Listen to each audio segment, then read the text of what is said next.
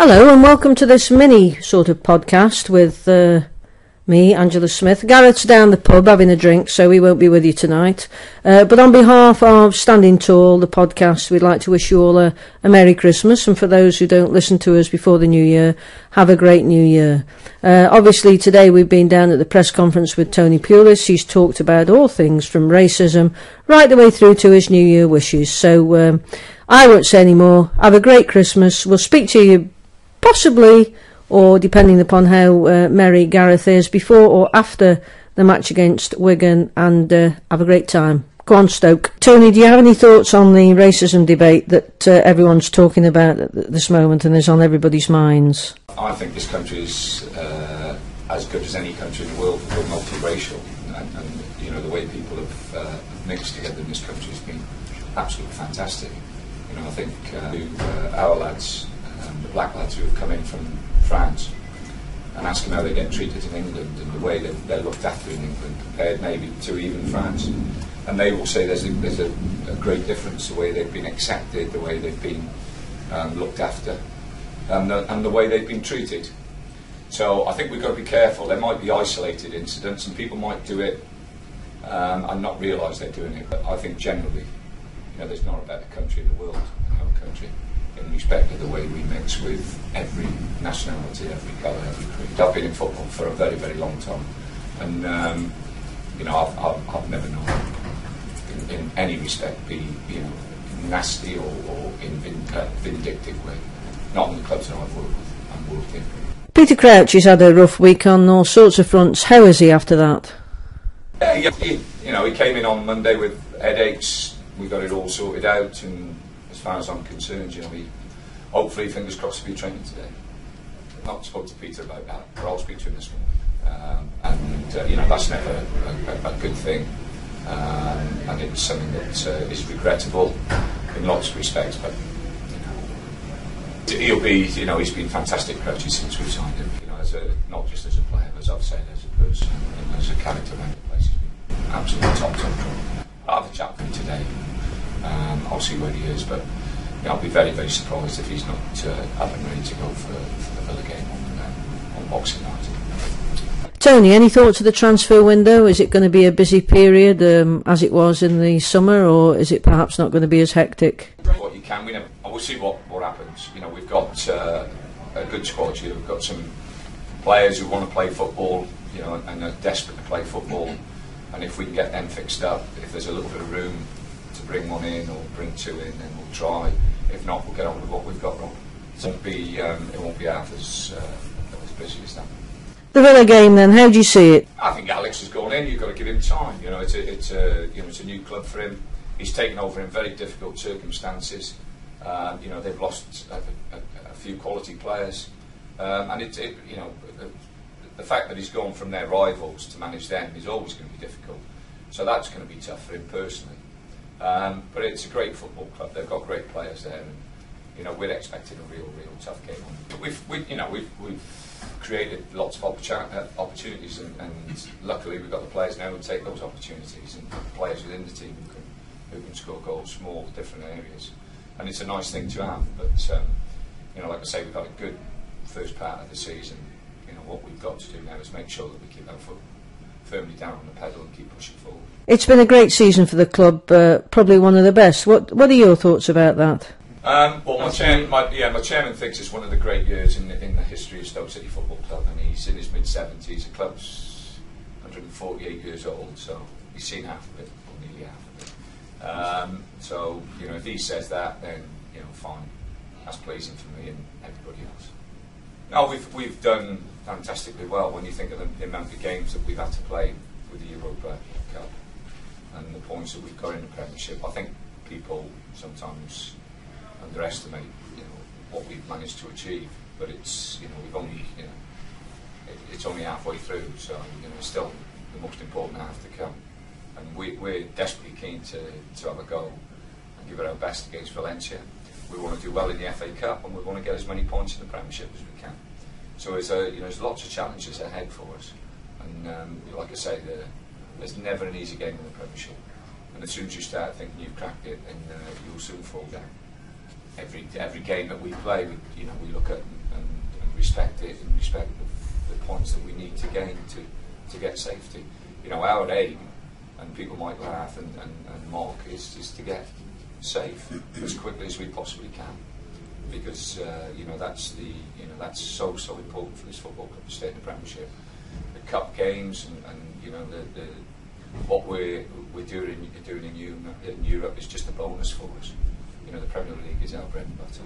Well, traditionally a busy day, Boxing Day, but our game's a night game. What do you think about having it at night? Well, we sold out. I think we've got about 100 tickets left. You know, and I thought it'd be a hard sell, Boxing night, on television.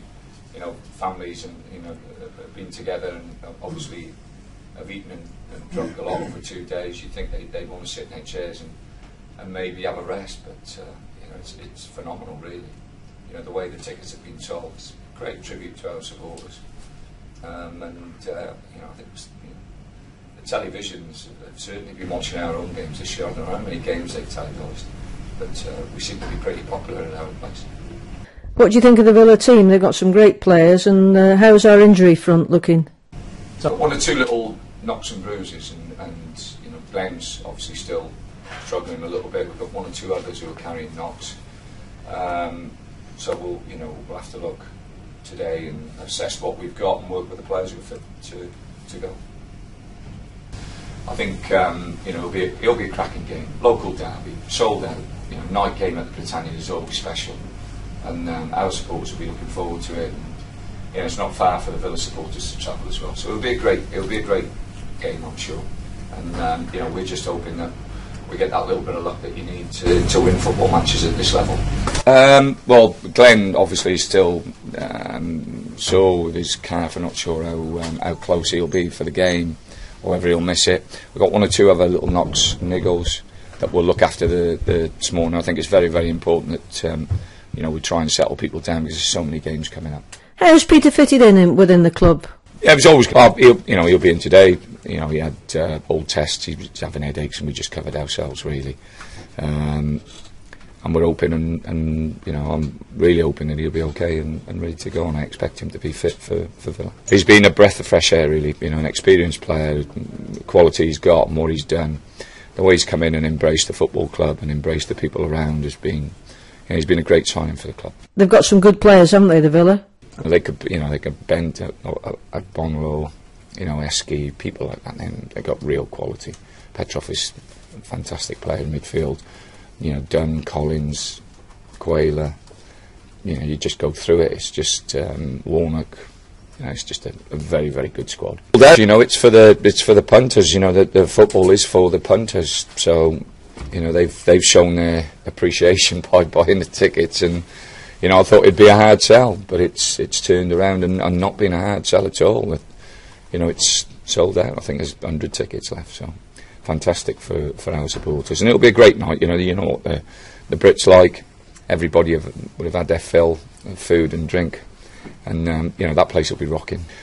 The Villa game will always stick in Stoke supporters' minds, not least for the very first home match we had in the Premier League and that wonderful goal that Ricardo scored.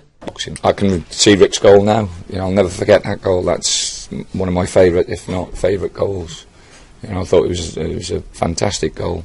It wasn't given the publicity that it deserved, and it helped us win a game of football, which was fantastic. Oh, we've done smashing. I think we mustn't underestimate what we've done at this football club. I think if you look at the fixtures, European adventure, number of games, the amount of travelling we've done, and to be where we are at the moment, I think it's a great tribute to the players. Fantastic tribute. Is it one of the best seasons ever? Yeah, as I've said, and you know, I've said it to you before. You know, Peter's got a better understanding and knowledge of the history of this football club than I have, and he thinks it's one of the great years in the club's history. And you know, who am I to argue with Peter? Do you really think there is a massive gulf now appearing in the Premiership, Tony? I mean, the top club is what, 30-odd points ahead of the bottom club at the moment. Is that how big the gulf is? Because what will happen is, you know, Man City will keep spending, and if they keep spending, there'll be 4 or 5 clubs who have to stay with them and hang on to their shirt tails, and those clubs will spend again. So the top 6 or 7 clubs in the Premiership, you know, we'll get, without a question of a doubt, we'll get stronger. The big issue is, will it only be, or will it be 6 or 7, or will it only be 2 or 3? And if it is 2 or 3, then I think that'll be detrimental to our game, because you'll have a situation like you have in Spain, where it's really Barcelona and Real Madrid, and the rest are just, you know, follow-ups. And you know, that's no disrespect to the other teams. And we play Valencia in a couple of weeks' time. They're a great club, great side, but you have a look at the difference between them and what the 2 big clubs do. And you know, I wouldn't want to see that in England. You still want to see, you know, Manchester United or Manchester City or Liverpool or Arsenal going away to clubs and getting beat for the good of football. You're a traditionalist, aren't you, Tony? So I'm presuming that you love the Christmas period. But over Christmas and Easter, they're great footballing, you know, games and weeks and days, or whatever you want to say. I think it's fantastic. You know, the public, we're very, very lucky in this country to have this tradition. And let's not forget, we actually play football as an entertainment for supporters to come and watch. And just look at the crowds over the holiday periods.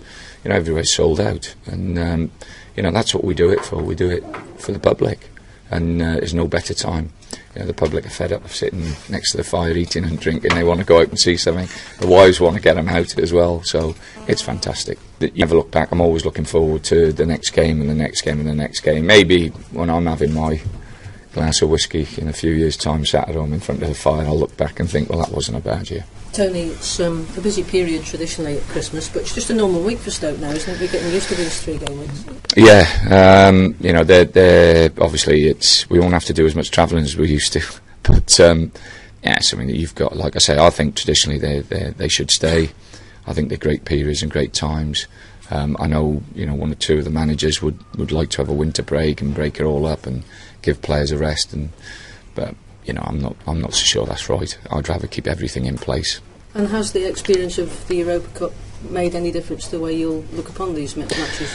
No, they're different in respect of, you know, we're you know, playing on a Thursday and having to play on a Sunday and getting that organised. But you know, the biggest difference in UEFA Cup has been the distance travelled. You know, going out to prepare for the game and then having to get the lads back. That 2 or 3 days is a real grind, and something that we initially found very, very difficult. And any New Year's wishes? No, I just just that everything keeps going and rolling along as it. If you've anything constructive to say, you can get in touch with us, obviously via Potters Online, and we'd love to hear from you. But keep it constructive. We all know TP doesn't like too much negativity. Bye.